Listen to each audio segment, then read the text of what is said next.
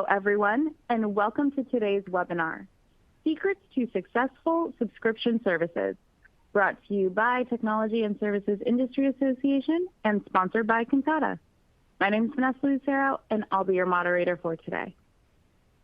Before we get started, I'd like to go over a few housekeeping items. Today's webinar will be recorded. A link to the recording of today's presentation will be sent to you within 24 hours via email. Audio will be delivered via streaming. All attendees will be in a listen-only mode, and your webinar controls, including volume, are found in the toolbar at the bottom of the webinar player. We encourage your comments and questions. If you think of a question for the presenters at any point, please submit through the Ask a Question box on the top left corner of the webinar player, and we will open it up for a verbal Q&A portion at the end of today's session. Lastly, feel free to enlarge the slides to full screen at any time by selecting one of the full screen button options, which are located on the top right corner of the slide player. I would now like to introduce our presenters today.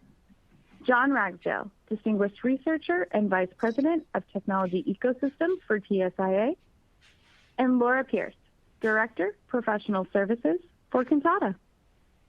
As with all of our TSIA webinars, we do have a lot of exciting content to cover in the next 45 minutes, so let's jump right in and get started.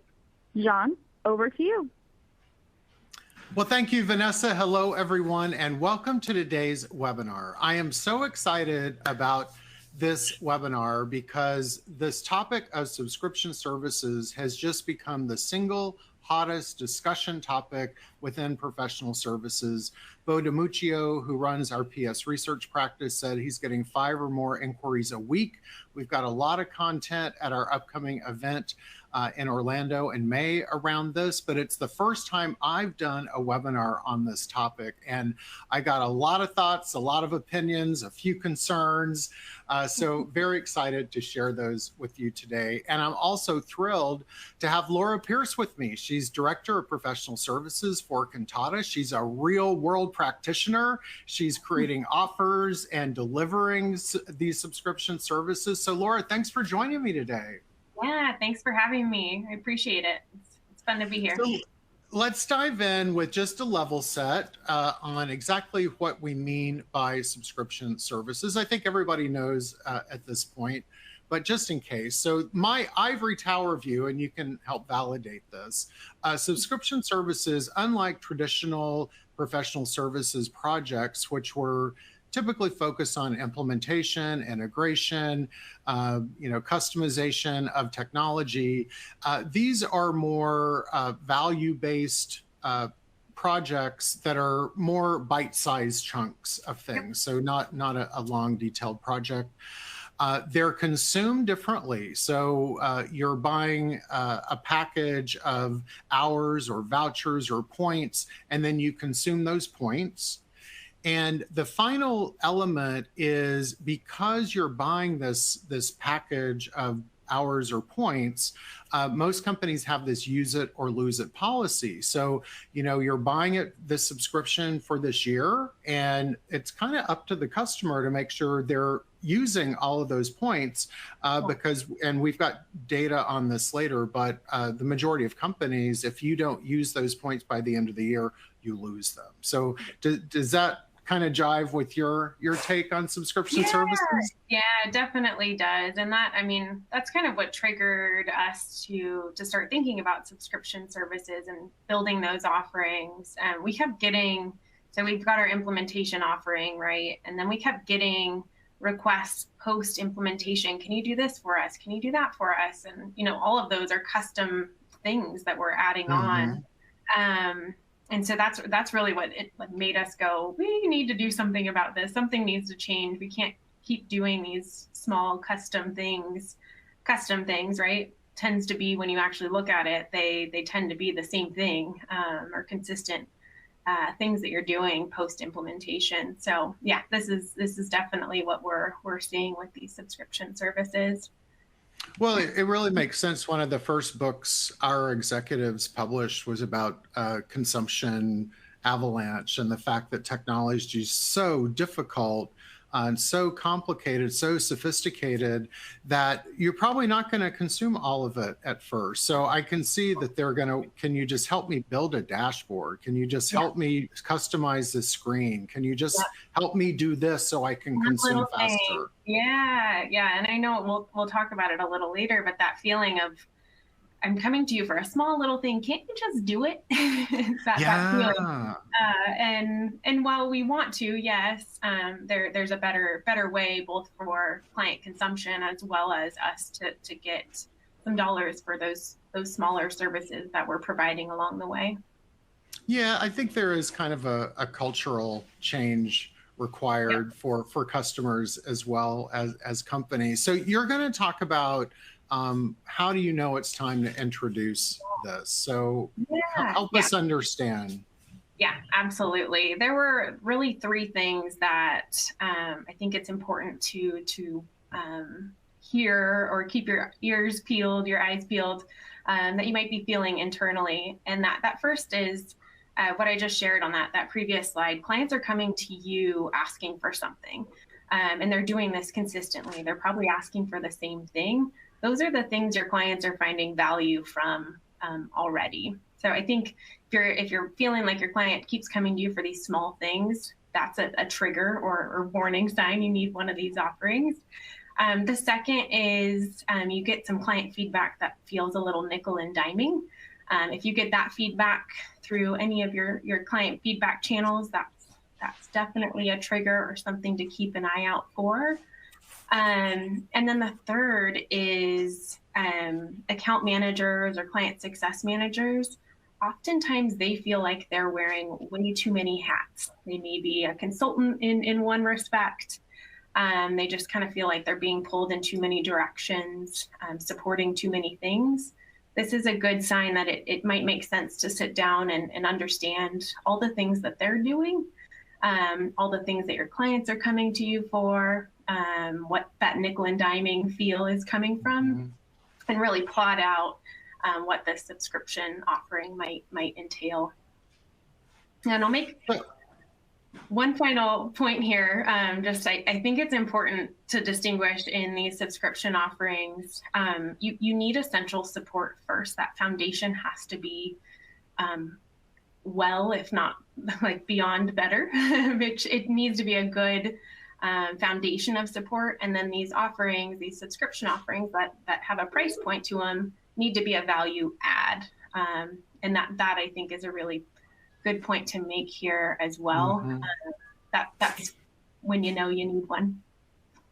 Well, I suspect that a lot of the interest in these programs at the moment is because of a down economy. Executives are kind of desperate to find new revenue streams, and this seems like a good one. But what's interesting is your description was really customer driven, that you should do this because the customers are asking for these services. So I really like that. So if you're not hearing any of that from your customer, maybe it's not quite time for you to introduce that. Do you think that? Okay.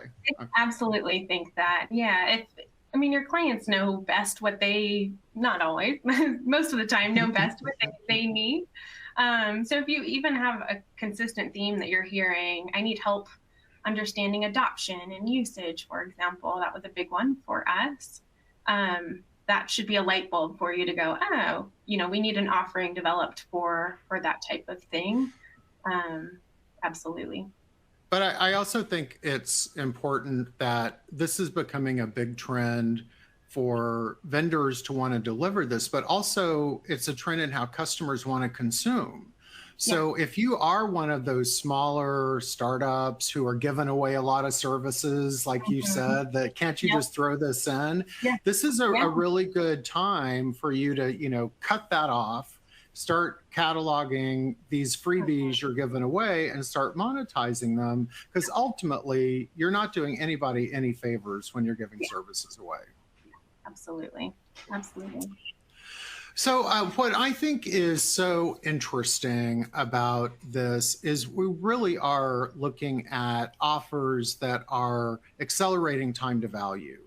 And that is such a part of the tremendous shift in professional services from the legacy days of on-premise technology when PS was primarily focused on margin and revenue to in a cloud world, we're seeing that when we survey C-level stakeholders about what is, we ask them to rank these 4 charters of professional services, and now we're seeing that adoption and customer value is coming out on top. Yeah. So I suspect since Kantata is a born in the cloud company, it's probably always been really a part of your culture. But are you seeing this shift happening as well? Because you work with so many professional services organizations. Yeah. Is this a common phenomenon you see? Yeah, it is. It really is. And I think my take on that is you have to get adoption and customer value right first before you even have any backbone to stand on to have an increase in your margin or your revenue. So I really think that's the shift of businesses realizing we have to have something of value, right? to adopt before we can even talk about, we have to cover our costs, that's big, but we can't really focus on margin or revenue until we make sure what we are providing is of value to our clients. And then customer acquisition, that happens naturally, right? With a good marketing team as well as a high value product or service. Ideally, but it is a shift in culture for sales as well, to shift to selling outcomes instead of selling technology. So hopefully they're capturing those desired outcomes through the sales process, which really makes it easier for PS to have that value-driven conversation. Yeah, absolutely. So the other piece of this is we're increasingly seeing that companies say they have a methodology for developing offers. And I've asked companies for examples of this, and I really haven't seen one. So could you talk about what that methodology is? Yeah, absolutely. It is ever evolving. Each time we do this, it evolves a little bit, but I think there's been some guiding principles we've followed throughout each of these that we've built. We always focus on adoption and customer value. That is at the forefront of every decision we make along the way. And if I think about the phases we go through, we always start with an inception or initial buy-in phase. Depending on the size of your organization, that might be a little different. But really, you need to get your initial stakeholder buy-in first before it makes sense to even spend time building these things out. The second, which we've done every single time, and it's been invaluable, is building a straw man. So pulling together the details of what's included, the actual tangible things you're going to deliver in the offering. We do that every single time. That just helps the entire organization, sales, client experience, as well as your clients too. When you go to sell it, helps visualize what exactly are you delivering in this offering. So building a straw man happens every single time. The next phase we go through is a pilot or test phase. We test it internally. Your sales team is a really good pressure test team to run it through. They'll really test the validity in the market for you, give you what they expect their prospects or clients to come back with questions. So that's a great way to test that value initially. Then we go into some of the more operational costing logistics phase of figuring out the cost of it, pricing in the market, and then also operational logistics of going right to make this easy to deliver from client purchase to delivering to invoicing and recognizing the revenue for it. You need to make sure that entire operational delivery of these is efficient and effectively getting you what you need as well. So we do that, and then the last part is the final launch.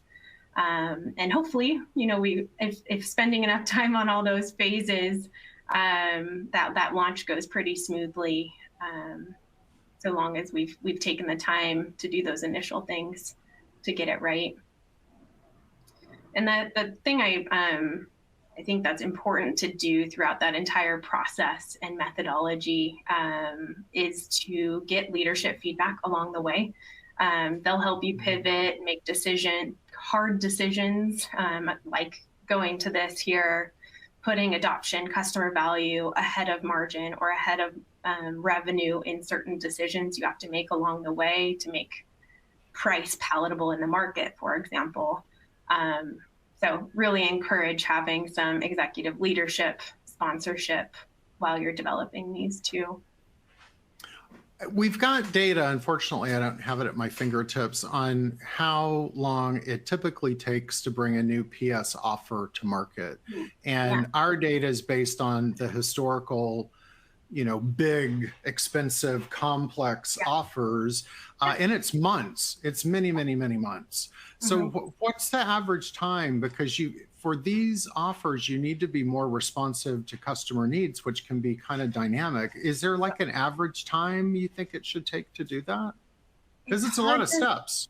Yeah, it really is. And the thing that stands out to me is, depending on the offering, you may be delivering this across multiple different teams and departments, practices, however you want to classify them, which requires teamwork across and also alignment on goals, strategy, and actually delivering them. So my take is the more teams you have involved delivering these offerings with you, the longer it's going to take just to go through your operations phase, your costing phase, your pricing phase, to get it launched. So we've seen it anywhere from, a month or two on our quickest side of things, over to 6, 8, 12 months on our most complex offering development. Yeah, really just depends. Well, I'm sure we'll all get better at these and hopefully be able to accelerate some of that time.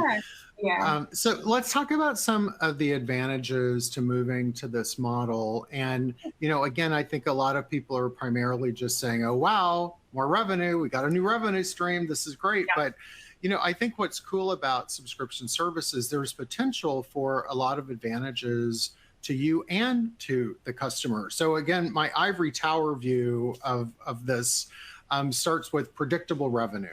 So by pre-selling these packs or hours or whatever, you've got a really good understanding of the revenue, not necessarily how it's going to fall in what month or what quarter, but what your bookings are going to be for the year, which is good. If these are value-added services and they're accelerating time to value, they're increasing adoption, I've got to think this is going to impact renewals and expand selling because you're giving more value to the customer. They're getting their outcomes faster. You were just talking about pricing, and I think you've got a little bit of flexibility here because, if you put this out as a 2-hour mini project and it's taking 5 hours, it's easier to go to the service catalog and just change it to be a 5-hour project than it is to go through that whole big, motion.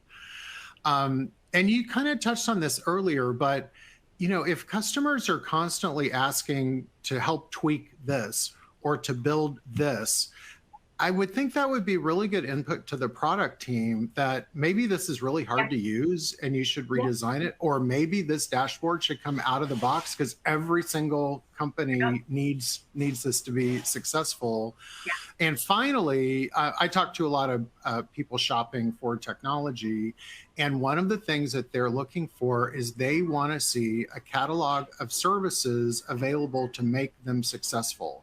Because they feel like if you have gone through that process to create this, then you're going to be invested in their success and you know what it's going to take for them to be successful. So, I think it is a good revenue source, but I also think that it ultimately is delivering value to customers. And I'm hoping that they're going to be very receptive of buying more and more from you in this model. So how does that stack up? Is that kind of your view as well? Anything I'm missing? No, I'm just going to double down on the reducing the barriers to consumption. I think that's really what these offerings do is assuming, right, we have to make the assumption that the things you are including are of high value, that your clients find of value.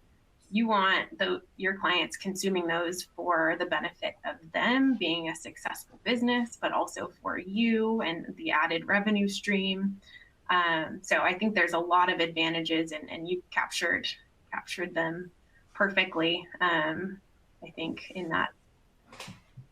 Absolutely. Yeah. So I would encourage all of you that are trying to figure out if this is the right thing for you. Don't just look at it from a revenue perspective. And I definitely would interview like your customer advisory board, kind of get their input, because my guess is increasingly they're going to be wanting you to do something like that. So next I wanted to talk about where are we in moving in that direction? And we've got a couple of different surveys showing sort of the momentum and where we are today. The first one is this survey moving to the PS subscription model, which we just completed pretty recently. And you can see, only 3% say they've got a mature portfolio of these offers, but a lot of progress, 24% investigating, 18% some steps, 29% piloting some concepts, 26% have seen success.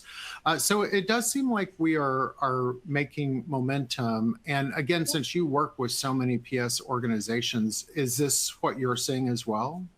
Yeah, definitely. And I think it's ever evolving. So I think a lot of organizations we're hearing have a good amount of market success with these, and also realize they need to evolve them and go back to reconsider new research that comes out, for example, and going back to those initial steps. So that's exactly, and that's where Kantata is as well. We are seeing a lot of success with it, but also realize, we need to evolve and change with the market and what our clients are doing too. So absolutely. Well, I know that over half of PS projects that are sold are fixed priced, repeatable projects. And I had kind of thought those were just the companies that have A, B, or C implementation offers, but I'm realizing that probably a lot of companies already had some fixed price repeatable projects like build a dashboard or something. Yeah. So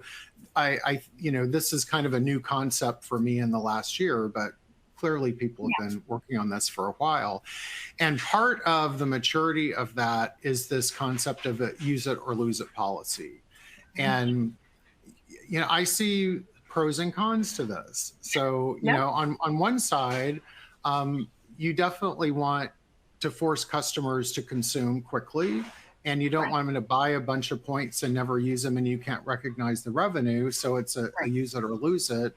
But there's kind of a downside to this. So could you talk about your view of this use it or lose it? Yeah, it's funny.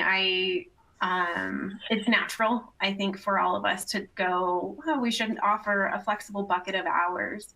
That is so hard for revenue predictions, for resourcing and capacity management, nearly impossible, frankly, for capacity management and figuring out how you hire. So my take was really to focus on deliverables, things that you can tangibly hand to a client or deliver to a client at a given point in their client journey. So again, thinking about what is your client coming to you for, and how do we make those deliverables that we can deliver at the time that they need them. We know, right, as our organization, we know when our clients need certain things, and making sure that we give those deliverables at those proper times so that they don't come to that lose it period and saying, I have 5 hours, 10 hours, 50 hours to use right now. I want them all. That's what happens, right? I get a coupon that expires at the end of this month. I'm going to want to use it now, right at the end of the month, right? So I think it's natural for our clients to want to use it before they lose it, essentially. And I think it's in our best interest, our clients' best interest as well, to try and move away from hours, credits, units as much as possible and focus on more tangible, deliverable type of things. Maybe they're like, I'll use an example from us. We were getting asked for job descriptions all the time. Can I have a job description of somebody that can manage Kantata for me? That's often when we see larger organizations come in, they need somebody that manages the system, the operations, that works with the IT team, that manages the processes that are happening in Kantata. And so we got asked that probably maybe 10 times. And we said, why don't we should have something that allows a client to have this at a certain point in their client journey, right at the beginning. So that's a good example of a deliverable where we said, it doesn't take man hours. It's not an hours bucket that we have to draw from. It's purely a deliverable. We can say, hey, you need this right when you start, and here's what you need to go hire for if you haven't already. Yeah, perfect. Sean, you're on mute. Sorry, I had fire trucks going by, so I muted myself. You want to touch on these strategies to increase client engagement? Yeah, absolutely. So speaking to that, use it or lose it. So how do we make sure they are using it and not losing it? That's best for them and for us as well. I think that the key to think about here is reduce friction and barriers to consumption. We really want to make consumption a priority. So again, thinking about deliverables versus credits, hours, units as much as you can, and then mapping out each item and when it should be consumed or delivered throughout your client journey. Using my example again, that job description, we found they needed that right when they signed with us to make sure they were set up for success the rest of their journey. So we made sure that happens at the very beginning. Doing that with every one of the items that you're including in your subscription offerings, figuring out where they map in the client journey. And then the third piece to make sure your client is actually consuming those is making sure you have proactive engagement and management on your delivery team side. So whether that be a client success manager or a project manager, somebody that's overseeing the delivery, quarterbacking the delivery of that offering, making sure those deliverables or those things are hitting your client at the right time in their journey. Those are things that stand out. For sure. There's a lot to think through. There is. Absolutely. Yeah, definitely. So the other thing on where we are is looking at really the revenue picture today. And not surprisingly, when we ask people what percentage of revenue is coming from subscription services, not that much today. But we do see that people are predicting that it's going to become much more predominant within 3 years. And 19% of companies think that they're going to be exclusively selling subscription within 3 to 5 years, which would be kind of interesting and drilling into that. So, are you thinking, longer term, is this going to be more than 30% of revenue? What's the potential here? Yeah, I definitely do. They're easy to sell and they're easy to consume, which is good for both our business and for our clients' business. So I have to imagine that's exactly where we're going. Yeah, I still think there's going to be, some small add-on type work, custom that's a little different than what we offer in these subscriptions. I think there's still room for that. That's not going anywhere. But absolutely, I think we're going towards 80% would be my take. Well, if you're selling into multiple geographies, multiple verticals, there's always going to be some tweaks required, I think. So I want to talk about challenges, and we touched on some of these a little bit already, but there's so many gang-ho companies plowing ahead with this, and I just worry that they haven't necessarily thought through some of the potential pitfalls. And from my perspective, first on really the process side, and then we're going to talk about technology next. But I worry that we're solving a revenue problem with a consumption problem. And if we're selling all of these great subscription services, who is making sure that the customer is consuming them? And I'm assuming this is going to fall on the CSM, but the CSM's got a lot on their plate. They're juggling a lot of accounts. So I don't think they really have the resources to micromanage this. And I worry that we're going to get to Q4 and the customers say, oh my gosh, I haven't used any credits. Let me cash them all in. And the PS is completely overwhelmed and they don't have enough resources to deliver all of those. And then you're stuck with that, client sat issue. If they're not going to use them, are you really going to take them away? But if you don't take them away, then you're delivering this year's revenue. Next year, you're creating more and more backlogs. So I just think you have to think through how you're monitoring this, how you're ensuring that customers are consistently consuming the credits or points or hours. And are you really going to have that use it or lose it when your premier account has only used half their credits at the end of the year? So, I mean, how are you approaching this at Kantata? And am I overly worried about this, or is this? No. I mean, so why I've been harping on focus on deliverables is exactly this challenge. As much as we can, I realize we need some flexibility and we're going to have to, make some concessions here or there. But if we have deliverables that we map out along the client journey and we're delivering those proactively at those points that we've identified, I think that mitigates this challenge to a degree. We still want some flexibility too, but that I hope if I can make any point, the deliverables is if you can, that I think is the big helpful thing in delivery and making sure the consumption isn't all happening at one period and overwhelming you internally. The other thing that I worry about is companies that have traditionally only done complex implementations, and suddenly you're selling all these value-added services that are going to require process modeling and understanding of the customer's business and vertical expertise. Do we have the skills required? And so I'm hoping that resource forecasting becomes a really big focus, because what sort of resources do we need 6-12 months down the line? And do we need to start bringing in some healthcare people or some financial services people who can help customers out?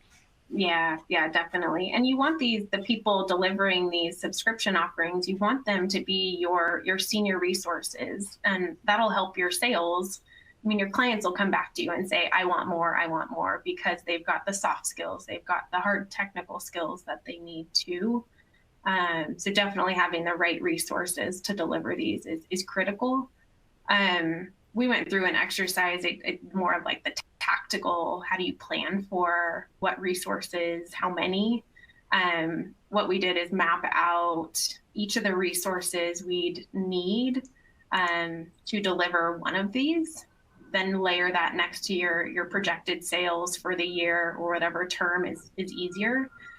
Layer that next to your term and determine what your attach rate, your planned attach rate, your target attach rate is. And that'll spit you out, right? Your needed FTEs by role to deliver what you expect to sell next year, for example. And that really gets you your hiring plan. And then from there, you can map out your skills required for each of the roles and get to hiring and selling. But yeah, it definitely takes some planning, and it's different because it's a little uncharted territory for a lot of us. Yeah, absolutely. So here you've offered us some other areas to consider. Yep. Yeah. So we've talked a lot about the one in the middle and the one on the right. I do want to point out another big area to consider is the diverse teams with different priorities. If you are bringing together different teams or different practices, different departments delivering under this one subscription umbrella, this is new for them.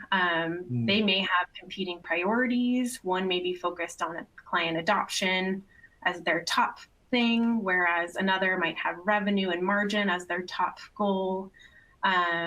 Maybe product, that you might have different things and competing priorities coming together, which will cause a little friction, some challenges along the way. So I share that that's an area to consider and be aware of as you embark on creating these offerings.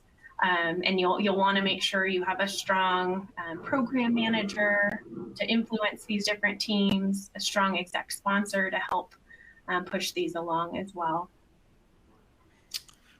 Fantastic. So the final thing I wanted to touch on were technology considerations. And as a professional services automation or PSA provider, I think you probably got some good thoughts on this. But my experience is that most PSA systems have been implemented primarily to tackle these huge behemoth 3-month, 6-month complex custom projects. And looking at average of 31.6 days to deliver a proposal, 15.3 days to staff to source a newly signed project, that is not going to work for build a dashboard for me. So I worry that a lot of these PSA systems are going to have to be either replaced or re-implemented to be more flexible. And I also think on the back end, we know that a lot of ERP systems couldn't even handle subscription billing, and they're bringing in a new ERP system to run the new business within the old business. And I have to think a lot of those PSA integrations were totally about sending those custom time and expense reports to a billing system. So I think, again, those integrations are going to have to be completely redone. So what are you seeing out there, and is this generating some new business for you? Yeah, definitely. Before I talk kind of about that experience of our technology, I wish you had seen my face when I first saw this slide before the webinar on metrics. My jaw hit the floor. This is incredibly high, and I can insert my Kantata plug of, so I work directly with our sales team and give them proposals and when we expect resources to resources to start working on signed work. And we're doing, sourcing a project we can do in real time, and delivering a proposal, should take no longer than a week. So I saw these and my jaw hit the floor. And I'll show you actually on my next, I have a screenshot of, so everyone can see kind of how I do that and what it looks like. This is actually my team, or a group of my team, my business consultants. So I'm able to actually see for the next, indefinitely into the future, but I'm just looking into April, the next couple weeks. Suppose sales came to me and said, hey, when could we start this project? I come in here and I filter by skills, location, geography, any other attributes we've added. And I can see right here, oh, cool, GA can start if it's only, 15% allocation, she can start on the week of March 26th this week. Or, that Jenna is unavailable and cannot take it. So I can make my decisions right there in real time. So highly recommend a strong technology to make sure those metrics stay lower than what we just saw. Yeah, and if your PSA system's been in place for 5 years or more, it's probably time just to check to see what's out there. I can tell you, not all PSA platforms do proposal automation. Yeah. So it may not even be something available to you. Yeah, absolutely. And it rounds out the technology role in these subscription offerings. So one is discovery. We use Kantata a lot to understand what it is we should be offering in these subscriptions. So learning from those projects that were over budget, right? Interviewing the team, saying, hey, why did that go over budget? And they're coming back and saying, well, they wanted XYZ extra reports and we felt like they really needed them. So we can learn from a lot of those learnings from the projects that we've delivered. And your technology should tell you, hey, these 25 projects are over budget, or you've added to them.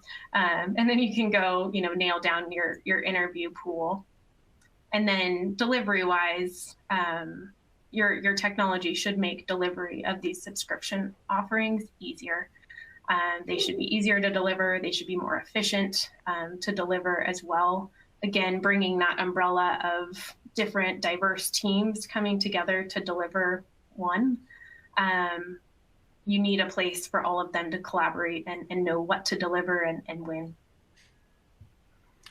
So it's been a lot of fun going through this with you, and I think that you have some final tips for us on creating these programs. Yeah, I sure do. And we've talked about all of these today, so I'm going to get them all here on the screen for us. First, top one, dedicate a program manager. So somebody that has a diverse experience across teams, across practices, again, being able to bring all those groups together. Outline a straw man. So that helps with your influence, getting everyone bought into, we need to offer these valuable things in this offering. And think about, again, along the journey, when will each of those things be delivered? And use that straw man to get your initial buy-in as you go to your next phase. Create a cross-team committee to drive execution. Again, thinking about that teaming of bringing diverse groups together, a committee really helps to drive the execution of it.